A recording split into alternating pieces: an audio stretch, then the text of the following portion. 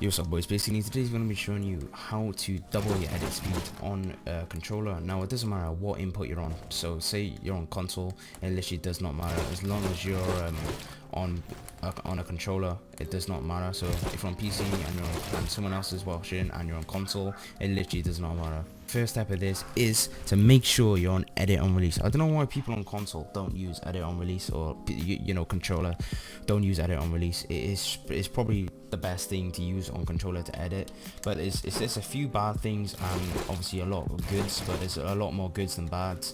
I'm gonna explain what edit on release does. Basically, edit on release is when I edit, I don't have to confirm anything. I can just edit and let go. Now say I wasn't on edit on release, I would have to edit, confirm, then let go. So I'm basically pressing two buttons to make one edit, so obviously it's just gonna double your edit speed there. So as you can see here, I can do like a lot more stuff. I'm literally just pressing one edit point and it's doing all this. So I would say my edits, like, you know, are like average like edits for controller. So yeah, edit on release is probably one of the best things I've done on controller.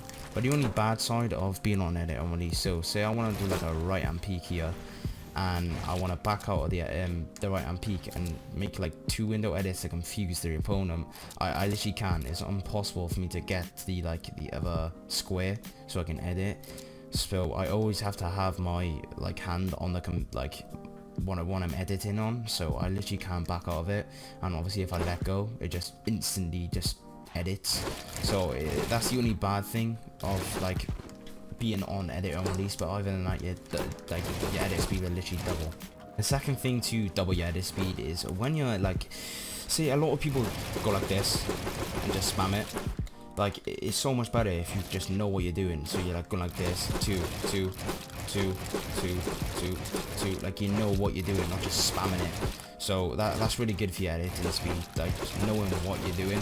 So like if you edit these two, like you're not just spamming it like this. You're just not building any muscle memory at all if you're gonna do that. And then in the long run, you should be able to get edits like this. I mean, I'm not that fast of an editor, but I'm saying average. But yeah.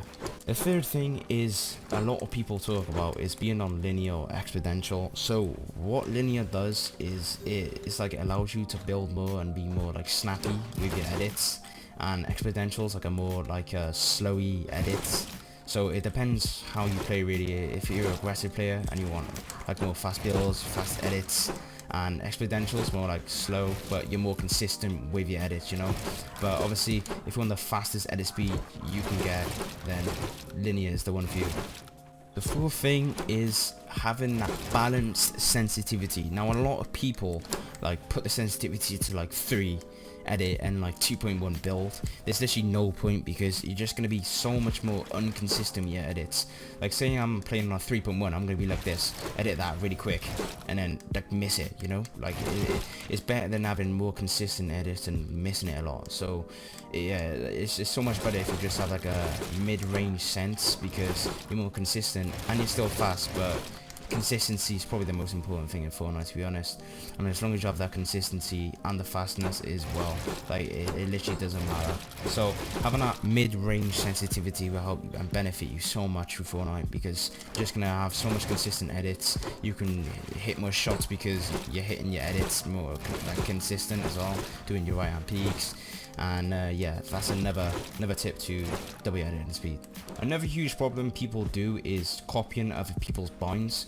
Now I do play paddles, so that's why my edits, like, you know, are decently fast. But what a lot of people do is copy other people's binds, and say like a non-core player edits with triangle.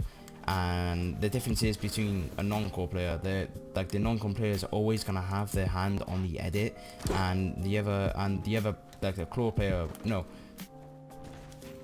What a lot of people do is copy other people's binds. So say like a non-core player uses a triangle to edit, and a claw player uses triangle. What the non-claw player has a disadvantage on is the hand's not always going to be on the edit bind, so you want a bind that is always going to be on the edit bind, and having your hand always on the, like your edits are gonna make you so much smoother too, which a lot of people like to watch, is having like watching like a really smooth controller player.